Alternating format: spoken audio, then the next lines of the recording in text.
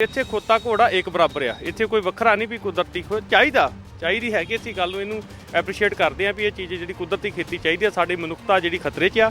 ਇਹ ਜਿਹੜੇ ਵਿੱਤ ਮੰਤਰੀ ਆ ਉਹਨਾਂ ਨੇ ਬਹੁਤਾ ਧਿਆਨ ਨਹੀਂ ਦਿੱਤਾ ਵੀ ਕਿਸ ਤਰ੍ਹਾਂ ਯੂਨੀਵਰਸਿਟੀਆਂ ਵੱਧ ਖੁੱਲ੍ਹੀਆਂ ਜਾਣਗੀਆਂ ਜਾਂ ਜਿਹੜੇ ਵਿਦਿਆਰਥੀ ਆ ਉਹਨਾਂ ਦੀਆਂ ਫੀਸਾਂ ਦੇ ਵਿੱਚ ਉਹਨਾਂ ਨੂੰ ਰਿਆਇਤ ਦਿੱਤੀ ਜਾਊਗੀ। ਇਨਫੋਰਮੇਸ਼ਨ ਟੈਕਨੋਲੋਜੀ ਜਿਹੜੀ ਆ ਉਸ ਨੂੰ ਕਿਸ ਤਰ੍ਹਾਂ ਪ੍ਰਫੁੱਲਿਤ ਕੀਤਾ ਜਾਊ ਤੇ ਜਿਹੜੇ ਸਾਡੇ ਨੌਜਵਾਨ ਇਹ ਵਿਦੇਸ਼ਾਂ 'ਚ ਜਾ ਰਹੇ ਆ ਉਹਨਾਂ ਨੂੰ ਆਪਣੇ ਦੇਸ਼ ਵਿੱਚ ਹੀ ਆਪਣੇ ਸੂਬੇ ਵਿੱਚ ਹੀ ਰੁਜ਼ਗਾਰ ਦੇਣ ਵਾਸਤੇ ਗੌਰਮੈਂਟ ਨੇ ਕੋਈ ਇਹ ਬਹੁਤਾ ਪ੍ਰਬੰਧ ਨਹੀਂ ਕੀਤਾ ਜਾਪਦਾ। ਤੇ ਅਸੀਂ ਕੁਦਰਤੀ ਖੇਤੀ ਆਲਰੇਡੀ ਪਰ ਇਹਦੀ ਮਾਰਕੀਟ ਦਾ ਸਭ ਤੋਂ ਵੱਡਾ ਗੱਲ ਹੈ ਮਾਰਕੀਟ ਨਹੀਂ ਇਹਦੀ ਹੈ ਰਹੀ। ਕੋਈ ਇਹਦੀ ਮਾਰਕੀਟ ਦਾ ਕੋਈ ਹੱਬ ਨਹੀਂ ਬਣਾਇਆ, ਕੋਈ ਮੰਡੀਕਰਨ ਨਹੀਂ ਮਾਰਕੀਟ ਦਾ ਹੈਗਾ। ਇੱਥੇ ਸਾਡਾ ਕੋਈ ਟ੍ਰੇਡ ਦਾ ਕੋਈ ਵੀ ਕਿਸੇ ਤਰ੍ਹਾਂ ਦਾ ਵੀ ਕੋਈ ਸਾਧਨ ਨਹੀਂ ਹੈਗਾ। ਇੱਕ ਸਾਡਾ ਬਾਰਡਰ ਦਾ ਟ੍ਰੇਡ ਸੀ ਜਿਹੜਾ ਉਹ ਵੀ ਬੰਦ ਕੀਤਾ ਗਿਆ ਤੇ ਸਾਨੂੰ ਆਸ ਸੀ ਕਿ ਇਹ ਬਾਰਡਰ ਜਿਹੜਾ ਖੋਲ੍ਹ ਦਿੱਤਾ ਜਾਏਗਾ। ਕੁਦਰਤੀ ਖੇਤੀ ਵਾਸਤੇ ਸਾਨੂੰ ਇੰਪਲੀਮੈਂਟ ਬੜੇ ਜ਼ੋਰ ਹੈ। ਜਿਹੜੀ ਸਬਸਿਡੀ ਆ ਉਹ 1-2 ਸਾਲ ਦਿੱਤੀ ਆ, 18 'ਚ ਦਿੱਤੀ ਆ, 19 'ਚ ਦਿੱਤੀ ਆ, ਮੁੜ ਕੇ ਦੇ ਨਾਲ ਸਬਸਿਡੀ ਕੱਟਤੀ। ਉਹਦੇ ਵਾਸਤੇ ਇੰਪਲੀਮੈਂਟ ਜਿਹੜੀ ਪਰਾਲੀ ਨੂੰ ਸਾਡੀ ਨੂੰ ਰਹਿੰਦ ਖੂੰਹਦ ਵਾਸਤੇ ਉਹਦੇ ਵਾਸਤੇ ਸਾਨੂੰ ਸਬਸਿਡੀ ਚਾਹੀਦੀ ਸੀ। ਉਹ ਸਬਸਿਡੀ 2 ਸਾਲ ਦੇ ਕੇ ਮੁੜ ਕੇ ਕੱਟਤੀ ਆ। ਪਹਿਲੇ ਸਾਲ 10 ਲੱਖ ਤੇ ਸਬਸਿਡੀ ਦਿੱਤੀ, ਮੁੜ ਕੇ 5 ਤੇ ਦੇਤੀ, ਮੁੜ ਕੇ 2 ਤੇ ਫਿਰ ਕੱਟ ਹੀ ਦਿੱਤੀ ਆ।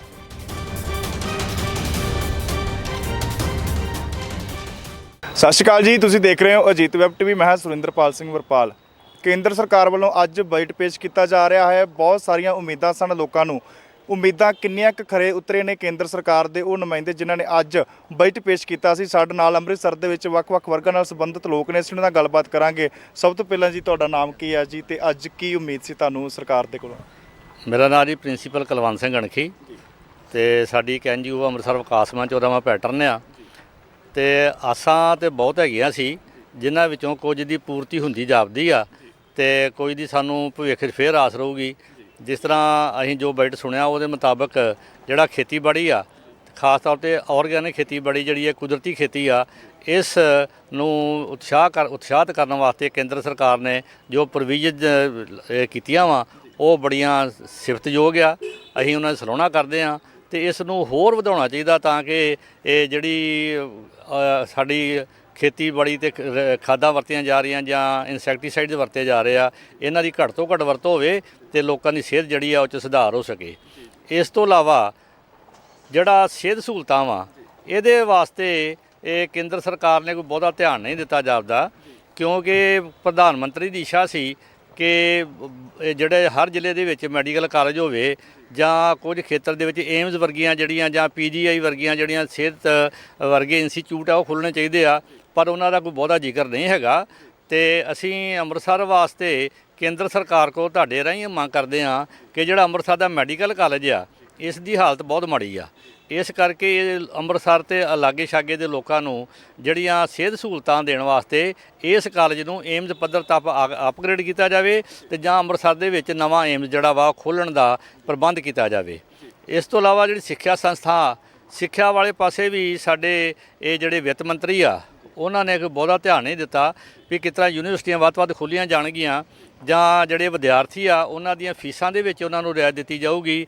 ਇਨਫੋਰਮੇਸ਼ਨ ਟੈਕਨੋਲੋਜੀ ਜਿਹੜੀ ਆ ਉਸ ਨੂੰ ਕਿਸ ਤਰ੍ਹਾਂ ਪ੍ਰਫੁੱਲਿਤ ਕੀਤਾ ਜਾਊ ਤੇ ਜਿਹੜੇ ਸਾਡੇ ਨੌਜਵਾਨ ਇਹ ਵਿਦੇਸ਼ਾਂ 'ਚ ਜਾ ਰਹੇ ਆ ਉਹਨਾਂ ਨੂੰ ਆਪਣੇ ਦੇਸ਼ ਵਿੱਚ ਹੀ ਆਪਣੇ ਸੂਬੇ ਵਿੱਚ ਹੀ ਰੁਜ਼ਗਾਰ ਦੇਣ ਵਾਸਤੇ ਗੌਰਮੈਂਟ ਨੇ ਕੋਈ ਇਹ ਬਹੁਤਾ ਪ੍ਰਬੰਧ ਨਹੀਂ ਕੀਤਾ ਜਾਪਦਾ ਜਿਹੜਾ ਕਿ ਕਰਨਾ ਬਣਦਾ ਵਾ।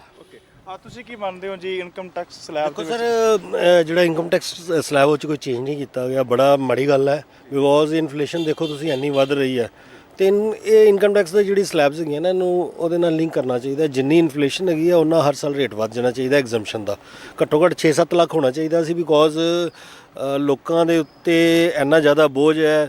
ਜਿੰਨੇ ਪਿਛਲੇ ਸਾਲ 4 ਲੱਖ 'ਚ ਜਿਹੜੀ ਚੀਜ਼ ਆਣੀ ਸੀ ਅੱਜ ਉਹ 4.5 ਲੱਖ 'ਚ ਆਉਂਦੀ ਹੈ ਤੇ ਟੈਕਸ ਉਹ ਨਹੀਂ ਦੇਣਾ ਪਏਗਾ ਉਨੀ ਇਨਕਮ ਨਾਲ, ਤੇ ਉਹ ਮਾੜੀ ਗੱਲ ਹੈਗੀ ਆ। ਸੈਕੰਡਲੀ ਜਿਹੜੀ ਬੁਲਟ ਟ੍ਰੇਨ ਹੈਗੀ ਆ ਉਹ ਕਿਉਂਕਿ ਅੱਜ ਦੂਜਾ ਬਜਟ ਵੀ ਨਿਕਲਿਆ ਹੈ, ਰੇਲਵੇ ਬਜਟ ਵੀ ਆਇਆ ਤੇ ਇਹਦੇ 'ਚ ਸੈਡਲੀ ਜਿਹੜੀ ਪ੍ਰਪੋਜ਼ਡ ਅੰਮ੍ਰਿਤਸਰ ਤੋਂ ਦਿੱਲੀ ਜਿਹੜੀ ਬੁਲਟ ਟ੍ਰੇਨ ਹੈ ਤੇ ਅੰਮ੍ਰਿਤਸਰ ਤੋਂ ਜੰਮੂ ਬੁਲਟ ਟ੍ਰੇਨ ਹੈ ਉਹਦੇ ਬਾਰੇ ਕੁਝ ਨਹੀਂ ਕਿਹਾ ਗਿਆ। ਇਹਨੂੰ ਫਾਸਟ ਟਰੈਕ 'ਤੇ ਲਿਆਉਣਾ ਚਾਹੀਦਾ ਵਾ, ਕਿਉਂਕਿ ਇਹਨਾਂ ਇਸ ਤਰ੍ਹਾਂ ਦੀਆਂ ਜਿਹੜੀ ਕਿਉਂਕਿ ਸੈਂਟਰ ਸਰਕਾਰ ਇੱਕ ਪਾਸੇ ਕਲੇਮ ਕਰਦੀ ਹੈ ਕਿ ਇੰਡੀਆ ਬਹੁਤ ਤੇਜ਼ੀ ਨਾਲ ਗਰੋ ਕਰ ਰਿਹਾ ਤੇ ਸਿਰਫ ਅਹਿਮਦਾਬਾਦ ਤੇ ਮੁੰਬਈ ਨੂੰ ਹੀ ਬੁਲਟ ਟ੍ਰੇਨ ਅਜੇ ਤੱਕ ਦਿੱਤੀ ਗਈ ਹੈ। ਜਿਹੜਾ ਪਲੈਨਡ ਹੋ ਰਹੇ ਨੇ ਜਿਵੇਂ ਅੰਮ੍ਰਿਤਸਰ ਤੋਂ ਦਿੱਲੀ ਰੂਟ ਤੇ ਅੰਮ੍ਰਿਤਸਰ ਤੇ ਜੰਮੂ ਰੂਟ ਹੈ ਉਹਦੀ ਬੁਲਟ ਟ੍ਰੇਨ ਦੀ ਕੀ ਡਿਵੈਲਪਮੈਂਟ ਹੈ ਜਾਂ ਆਉਣ ਵਾਲੇ ਦਿਨਾਂ 'ਚ ਕੀ ਉਹਦੇ ਬਾਰੇ ਹੋਏਗਾ ਉਹਦੇ ਬਾਰੇ ਕੋਈ ਗੱਲ ਨਹੀਂ ਕੀਤੀ ਗਈ, ਕਰਨੀ ਚਾਹੀਦੀ ਸੀ। ਨਵੀਆਂ ਟ੍ਰੇਨਾਂ ਚਲਾ ਰਹੇ ਜੀ, ਵੰਦੇ ਭਾਰਤ ਟ੍ਰੇਨਾਂ ਜਿਹੜੀਆਂ ਨੇ ਉਹ ਚਲਾ ਰਹੇ ਨੇ, ਤਕਰੀਬਨ 400 ਕਹਿੰਦੇ ਅਸੀਂ ਚਲਾਵਾਂਗੇ ਅਗਲੇ 3 ਸਾਲਾਂ ਦੇ ਵਿੱਚ।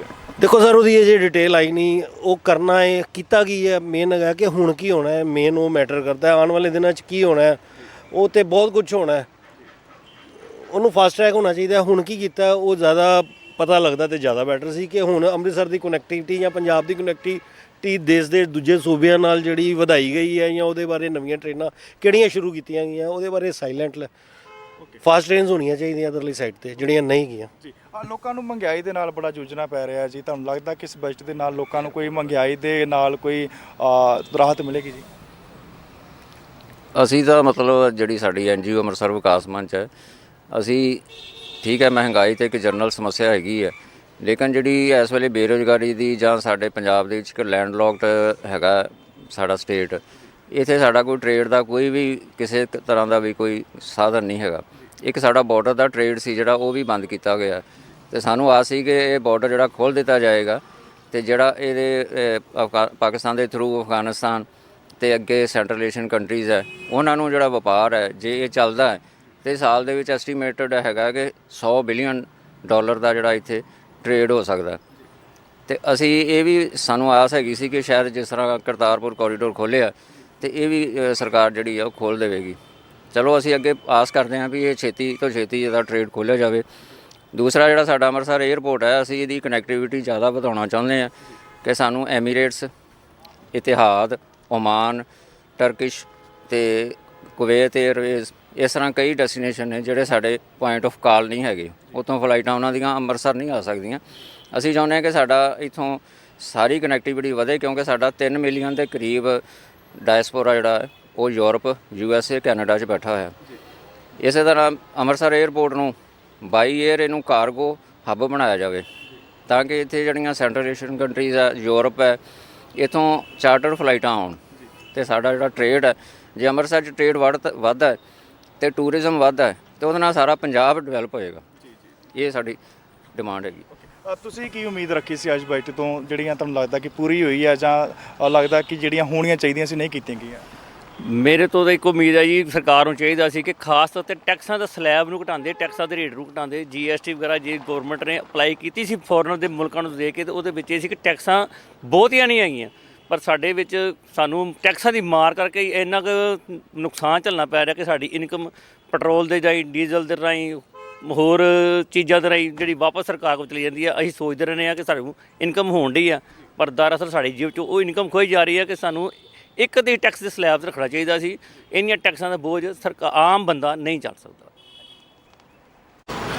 ਕਿਸਾਨ ਆਗੂ ਸਾਡੇ ਨਾਲ ਨੇ ਹਰਜੀਤ ਸਿੰਘ ਜੀ, ਕਿਵੇਂ ਦੇਖਦੇ ਹੋ ਅੱਜ ਖੇਤੀ ਨੂੰ ਲੈ ਕੇ ਕਾਫੀ ਵੱਡੇ ਐਲਾਨ ਜਿਹੜੇ ਨੇ ਕੇਂਦਰ ਸਰਕਾਰ ਨੇ ਕੀਤੇ ਨੇ?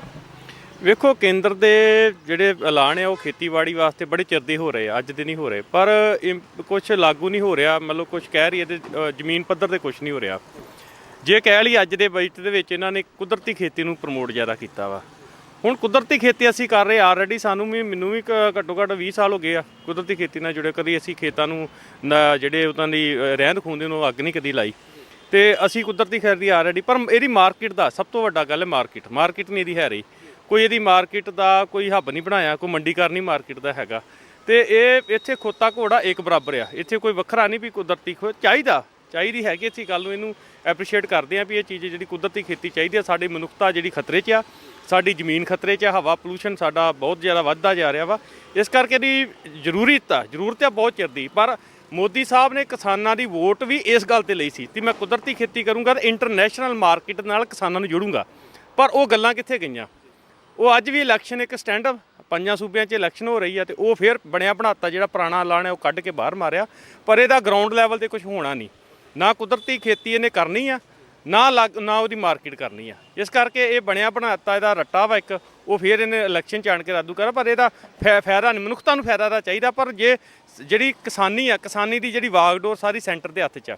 ਸੈਂਟਰ ਹੀ ਉਹਨੂੰ ਜਿਹਨੂੰ ਮਰਜ਼ੀ ਖੜ ਸਕਦੀ, ਜਿਹਨੂੰ ਮਰਜ਼ੀ ਉਹਨੂੰ ਯੂ ਟਰਨ ਦੇ ਸਕਦੀ ਆ, ਪਰ ਇਹਨੂੰ ਨਹੀਂ ਦੇ ਰਹੇ। ਕੁਛ ਵੀ ਇਹਦੇ ਵਿੱਚ ਕਰ ਨਹੀਂ ਰਹੇ। ਕੁਦਰਤੀ ਖੇਤੀ ਵਾਸਤੇ ਸਾਨੂੰ ਇੰਪਲੀਮੈਂਟ ਬੜੇ ਜ਼ੋਰ ਹੈ। ਜਿਹੜੀ ਸਬਸਿਡੀ ਆ ਉਹ 1-2 ਸਾਲ ਦਿੱਤੀ ਆ, 18 'ਚ ਦਿੱਤੀ ਆ, 19 'ਚ ਦਿੱਤੀ ਆ, ਮੁੜ ਕੇ ਤੇ ਇਹਨਾਂ ਸਬਸਿਡੀ ਕੱਟਤੀ।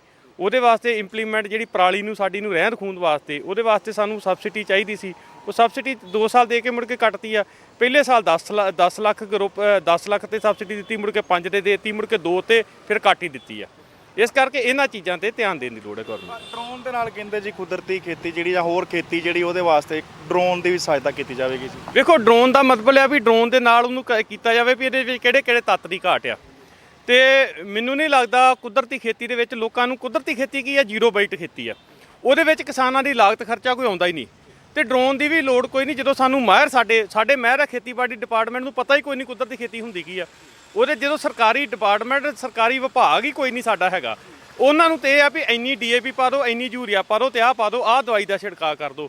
ਜਿੰਨਾ ਚਿਰ ਤੱਕ ਕਿਸਾਨਾਂ ਨੂੰ ਗਰਾਊਂਡ ਪੱਧਰ ਦੇ ਵਿੱਚ 7 ਸਾਲਾਂ 'ਚ ਸਮਝਾ ਹੀ ਨਹੀਂ ਸਕੇ ਵੀ ਤੁਸੀਂ ਕੁਦਰਤੀ ਖੇਤੀ ਕਰਨੀ ਕਿੱਦਾਂ ਵਾ, ਕੁਦਰਤੀ ਖੇਤੀ ਵਾਸਤੇ ਉਹਨਾਂ ਦਾ ਜਿਹੜਾ ਉੱਥੇ ਖਾਦ ਹੈ ਉਹ ਕਿੱਦਾਂ ਬਣਾਉਣੀ ਆ, ਉਹ ਦਵਾਈ ਕਿੱਦਾਂ ਬਣਾਉਣੀ ਆ, ਤੇ ਇੱਕਦਮ ਤੇ ਹੋ ਨਹੀਂ ਜਾਣੀ ਇੱਦਾਂ। ਗਰਾਊਂਡ ਲੈਵਲ ਤੇ ਇਹਨਾਂ ਨੂੰ ਸਰਕਾਰੀ ਡਿਪਾਰਟਮੈਂਟ ਬਣਾਉਣਾ ਚਾਹੀਦਾ ਪਹਿਲਾਂ। ਤੁਸੀਂ ਕੀ ਮੰਨਦੇ ਹੋ ਜੀ ਜ਼ਮੀਨੀ ਰਿਕਾਰਡ ਨੂੰ ਜਿਹੜਾ ਡਿਜੀਟਾਈਜੇਸ਼ਨ ਕਰਨ ਵਾਸਤੇ ਜਾਂ ਕੀਟਨਾਸ਼ਕਾਂ ਜਾਂ ਪੌਸ਼ਟਿਕ ਤੱਤਾਂ ਛਿੜਕਾਉਣ ਲਈ ਕਿਸਾਨਾਂ ਨੂੰ ਉਹਨਾਂ ਨੇ ਕਿਹਾ ਡਰੋਨ ਰਾਹੀਂ ਉਤਸ਼ਾਹਿਤ ਕਰਾਂਗੇ ਜੀ?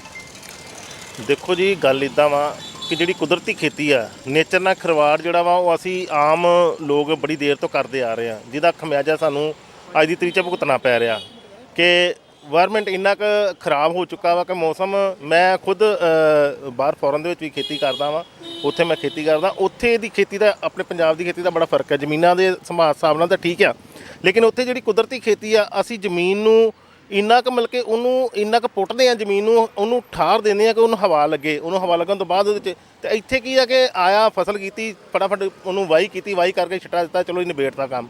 ਇਹਦੇ ਨਾਲ ਕੁਦਰਤੀ ਖੇਤੀ ਇਹਦੇ ਨਾਲ ਨਹੀਂ ਬਣਨੀ। ਕੁਦਰਤੀ ਖੇਤੀ ਵਾਸਤੇ ਸਾਨੂੰ ਆਪਣੇ ਮਨ ਨੂੰ ਸਮਝਾ ਕੇ ਠਰਾ ਲਿਆਉਣਾ ਪਊਗਾ। ਸਾਨੂੰ ਕੋਸ਼ਿਸ਼ ਕਰਨੀ ਪਊਗੀ ਕਿ ਸਾਨੂੰ ਕਿਹੜੀਆਂ ਚੀਜ਼ਾਂ ਵਾ, ਕਿਹੜੇ ਤੱਤ ਆ ਜਿਹੜੇ ਜ਼ਮੀਨ ਦੇ ਸਾਨੂੰ ਰਹਿਣ ਦੇਣੇ ਚਾਹੀਦੇ ਆ। ਇਹ ਨਹੀਂ ਕਿ ਅਸੀਂ ਪਰਾਲੀ ਨੂੰ ਯਾਨੀ ਕਿ ਤੁਸੀਂ ਅੱਗ ਲਾ ਕੇ ਫੂਕ ਦਿੱਤਾ ਤੇ ਉਹਨੂੰ ਕਰ ਦਿੱਤਾ, ਬਾਅਦ ਵਿੱਚ ਉਹਨੂੰ ਕਰਕੇ ਉਹਦੀ ਫੇਰ ਉਹਦੇ ਵਾਸਤੇ ਸਰਕਾਰ ਅੱਗੇ ਆਵੇ, ਸਰਕਾਰ ਇਹ ਇਹੋ ਜਿਹਾ ਕੰਮ ਕਰੇ, ਸਰਕਾਰ ਸਾਧਨ ਪੈਦਾ ਕਰੇ, ਜ਼ਿਮੀਂਦਾਰਾਂ ਨੂੰ ਉਹ ਸਾਧਨ ਮਿਲਣ, ਕਿਸਾਨਾਂ ਨੂੰ ਛੋਟੇ ਲੈਵਲ ਤੇ ਆ ਕੇ ਉਹਨਾਂ ਨੂੰ ਸਮਝਾਇਆ ਜਾਵੇ ਕਿ ਨਹੀਂ ਬਈ ਇਹ ਚੀਜ਼ ਇਸ ਤਰ੍ਹਾਂ ਵਾ। ਜਿਹੜੀ ਰੌਲਾ ਸੈਂਟਰ ਸਰਕਾਰ ਪਾਉਂਦੀ ਹੈ ਕਿ ਅਸੀਂ ਆਹ ਦੇ ਰਹੇ ਉਹ ਦੇਣ ਦੇ ਨਾਲ ਉਹਨਾਂ ਨੂੰ ਨਾਲ ਪੰਜਾਬ ਦੇ ਵਿੱਚੋਂ ਆਪਣੇ ਜਿਹੜੇ ਕਿਸਾਨ ਭਰਾ ਨੇ ਜਾਂ ਐਗਰੀਕਲਚਰ ਦੇ ਜਿਹੜੇ ਸਾਡੇ ਮਾਹਿਰ ਨੇ ਉਹਨਾਂ ਨੂੰ ਨਾਲ ਲੈ ਕੇ ਖੜਾ ਕਰਨਾ ਚਾਹੀਦਾ। ਉਹ ਆ ਕੇ ਉਹਨਾਂ ਨੂੰ ਸਮਝਾਉਣ ਕਿ ਇਹ ਕੰਮ ਕਿਸ ਤਰ੍ਹਾਂ ਚੱਲਣਾ। ਬਾਕੀ ਸਰਕਾਰਾਂ ਦਾ ਕੰਮ ਹੈ ਜੀ, ਇਲੈਕਸ਼ਨ ਦੇ ਦਿਨ ਨੇ, ਇਲੈਕਸ਼ਨ ਦੇ ਵਿੱਚ ਹੋ ਸਕਦਾ ਜੇ ਮੋਦੀ ਸਾਹਿਬ ਨੇ ਕੰਮ ਕੀਤਾ ਵਾ ਤੇ ਕੋਈ ਸੋਚ ਕੇ ਕੀਤਾ ਹੋਊਗਾ, ਹੈਗਾ ਤਾਂ ਸਟੰਟ ਹੀ, ਆਪਾਂ ਤੈਨੂੰ ਸਟੰਟ ਹੀ ਮੰਨਦੇ ਆ, ਪਰ ਜੇ ਫਿਰ ਵੀ ਉਹ ਕੋਈ ਪੰਜਾਬ ਦਾ ਭਲਾ ਚਾਹੁੰਦੇ ਨੇ ਤੇ ਉਹਨਾਂ ਨੂੰ ਅਸੀਂ ਫਿਰ ਵੀ ਥੈਂਕਸ ਕਹਿੰਦੇ ਆ ਜੀ, ਉਹਨਾਂ ਨੇ ਇਹ ਕੰਮ ਕੀਤਾ ਜੀ। ਆਖਰੀ ਸਵਾਲ ਹੈ ਜੀ, ਉਹਨਾਂ ਕਿਹਾ ਖੇਤੀ ਉਪਕਰਨ ਸਸਤੇ ਕੀਤੇ ਜਾਣਗੇ, ਕਿੰਨਾ ਕੁ ਫਾਇਦਾ ਹੋਏਗਾ ਜੀ? ਦੱਸੋ ਜੀ। ਨਹੀਂ, ਖੇਤੀ ਉਪਕਰਨ ਮਹਿੰਗੇ ਹੁੰਦੇ ਜਾ ਰਹੇ ਆ। ਕੀ ਹੁੰਦਾ ਜਾ ਰਿਹਾ ਵੀ ਜਿਹੜੇ ਸੰਦ ਪਿਛਲੇ ਸਾਲ ਜਾਂ ਰੀਪਰ ਆ ਜਾਂ ਕੋਈ ਵੀ ਚੋਪਰ ਆ, ਇਹ ਚੀਜ਼ਾਂ ਜਿਹੜੀਆਂ ਲੱਖ ਦੀਆਂ ਸੀ ਉਹ 2.5 ਲੱਖ ਦੀਆਂ ਹੋ ਗਈਆਂ। ਸੰਦ ਤੇ ਮਹਿੰਗੇ ਹੋ ਰਹੇ ਜਾ ਰਹੇ, ਉਹਨਾਂ ਦੇ ਵਿੱਚ ਭਾਰ ਕਿਹਦਾ ਪੈ ਰਿਹਾ? ਜਿਹੜੀਆਂ ਫਰਮਾਂ ਵਾ, ਜਿਹੜੇ ਖੇਤੀਬਾੜੀ ਸਾਡੇ ਅਫਸਰ ਆ, ਡਾਇਰੈਕਟਰ ਤੱਕ, ਉਹ ਰਿਸ਼ਵਤ ਖਾਂਦੇ ਆ। ਉਹ ਭਾਰ ਉੱਤੇ ਸਾਡੇ ਕਿਸਾਨਾਂ ਦੇ, ਜਿਹੜੀ ਸਾਡੀ ਚੀਜ਼ ਲੱਖ ਦੀ ਮੰਨ ਲਓ ਆ, ਜਿਹੜੀ ਹੈ ਹੀ ਲੱਖ ਦੀ ਆ, ਉਹਨੂੰ ਇਹਨਾਂ ਨੇ ਰਿਸ਼ਵਤ ਦੇ ਵਿੱਚ ਪਾ ਕੇ ਤੇ ਉਹਨੂੰ 2.5 ਲੱਖ ਦਾ ਕਰਤਾ। ਉਹ ਜਿਹੜੀ ਹੈ ਹੀ ਸਾਨੂੰ ਵੈਸੇ ਲੱਖ ਦੀ ਮਿਲਦੀ ਆ, ਜਿਹੜੀ ਸਬਸਿਡੀ ਦੀ ਮੋਹਰ ਲੱਗ ਜਾਂਦੀ ਨਾ ਜਿਹੜੀ ਫਰਮ ਤੇ, ਮੰਨ ਲਓ ਮੈਂ ਸਬਸਿਡੀ ਲੈਣੀ, ਮੈਂ ਮੋਹਰ ਲਵਾਉਣੀ ਆ, ਮੈਂ ਖੇਤੀਬਾੜੀ ਦੀ ਮੋਹਰ ਲਵਾਉਣ ਕਰਕੇ ਮੈਨੂੰ ਲੱਖ ਰੁਪਈਆ ਮੈਨੂੰ ਡਬਲ ਰੇਟ ਕਰਨਾ ਪੈਣਾ ਤੇ ਕਿਸਾਨਾਂ ਨੂੰ ਤੇ ਮੰਨ ਲਓ ਸਬਸਿਡੀ ਮਿਲੀ ਨਾ, ਸਬਸਿਡੀ ਤੇ ਲੈ ਕੇ ਉਹ ਫਰਮਾਂ ਲੈ ਕੇ ਤੇ ਉਹ ਜਿਹੜੇ ਮੋਟੇ ਜਿਹੜੇ ਅਫਸਰ ਆ, ਜਿਹੜੇ ਖੇਤੀਬਾੜੀ ਡਿਪਾਰਟਮੈਂਟ ਦੇ ਵੱਡੇ ਅਫਸਰ ਆ ਜਾਂ ਸਰਕਾਰਾਂ ਦੇ ਜਿਹੜੇ ਵਜ਼ੀਰ ਆ, ਉਹ ਲੈ ਗਏ। ਇਹਨਾਂ ਨੂੰ ਤਾਂ ਮਿਲੀ ਨਹੀਂ। ਹਾਂ, ਸੈਕਿੰਡ ਗੱਲ ਜਿਹੜੀ ਆ, ਇਹਨਾਂ ਨੇ ਕਰਨਾ ਵਾ, ਇਹਨਾਂ ਨੇ ਕੁਦਰਤੀ ਖੇਤੀ ਕਰਨੀ ਆ, ਉਹਦੇ ਵਾਸਤੇ ਯੀਲਡ ਅੱਧੀ ਰਹਿ ਜਾਣੀ ਆ ਤੇ ਉਹਦੇ ਵਾਸਤੇ ਆਪਾਂ ਡਬਲ ਰੇਟ ਕਿੱਦਾਂ ਹੋਊਗਾ? ਡਬਲ ਰੇਟ ਕਰਤਾ ਹਾਹਾਕਾਰ ਮੱਚ ਜੂਗੀ। ਉਹ ਸਰਕਾਰ ਨੂੰ ਬੜਾ ਕੁਝ ਸੋਚ ਸਮਝ ਕੇ ਬਿਆਨ ਦੇਣੇ ਚਾਹੀਦੇ, ਹਵਾ 'ਚ ਸ਼ੋਸ਼ੇ ਨਹੀਂ ਛੱਡਣੇ ਚਾਹੀਦੇ। ਇਲੈਕਸ਼ਨ ਵੇਖ ਕੇ ਹਵਾ 'ਚ ਸ਼ੋਸ਼ਾ ਛੱਡਤਾ ਤੇ ਲੋਕ ਮੰਨ ਜਾਣਗੇ, ਇਹਦੇ ਵਿੱਚ ਯੀਲਡ ਅੱਧੀ ਰਹਿ ਜਾਣੀ ਆ। ਉਹਦੇ ਵਿੱਚ ਯੀਲਡ ਦੇ ਵਿੱਚ ਡਬਲ ਰੇਟ ਕਿਸਾਨਾਂ ਨੂੰ ਕਿੱਥੋਂ ਦੇਣਗੇ? ਕਿਸਾਨੀ ਦੇ ਤਾਂ ਅੱਗੇ ਲੋਕ ਬੜਾ ਰੌਲਾ ਪਾਉਂਦੇ ਆ ਵੀ ਵੇਖੋ ਇਹ ਖਾਣ ਵਾਲੀਆਂ ਚੀਜ਼ਾਂ ਕਿਸਾਨ ਨੇ ਪੈਦਾ ਕਰਨਾ, ਅਨਾਜ ਪੈਦਾ ਕਰਨਾ, ਅਨਾਜ ਦਾ ਜਦੋਂ ਰੇਟ ਡਬਲ ਹੋ ਗਿਆ ਹਾਹਾਕਾਰ ਮੱਚ ਜਾਣੀ ਆ। ਇਹਨਾਂ ਚੀਜ਼ਾਂ ਨੂੰ ਸਾਰਿਆਂ ਨੂੰ ਭਾਫਣਾ ਪਊਗਾ, ਉਹਨੂੰ ਕੰਟਰੋਲ ਕਰਨਾ ਪਊਗਾ, ਬੜਾ ਸੋਚ ਸਮਝ ਕੇ ਬਿਆਨ। ਇਹ ਮੈਨੂੰ ਨਹੀਂ ਲੱਗਦਾ ਸ਼ੋਸ਼ੇ ਤੋਂ ਇਲੈਕਸ਼ਨ ਸਟੈਂਡ ਦਾ ਇੱਕ ਸ਼ੋਸ਼ਾ ਹੀ ਆ। Thank you. ਸੋ ਇਹ ਸਨ ਵੱਖ-ਵੱਖ ਵਰਗਾਂ ਨਾਲ ਸੰਬੰਧਿਤ ਲੋਕ ਜਿਨ੍ਹਾਂ ਨੇ ਕਿਹਾ ਕਿ ਅੱਜ ਕੇਂਦਰ ਸਰਕਾਰ ਨੇ ਜਿਹੜਾ ਬਜਟ ਪੇਸ਼ ਕੀਤਾ ਹੈ, ਬਹੁਤੀ ਉਮੀਦ ਤਾਂ ਉਹਨਾਂ ਨੂੰ ਹੈ ਸੀ, ਪਰ ਉਹ ਜ਼ਮੀਨੀ ਹਕੀਕਤ ਤੇ ਕਦੋਂ ਆਵੇਗੀ ਇਹ ਦੇਖਣਾ ਹੋਵੇਗਾ। ਹਰਿੰਦਰ ਸਿੰਘ ਨਾਲ ਸੁਰਿੰਦਰਪਾਲ ਸਿੰਘ ਵਰਪਾਲ, ਅੰਮ੍ਰਿਤਸਰ।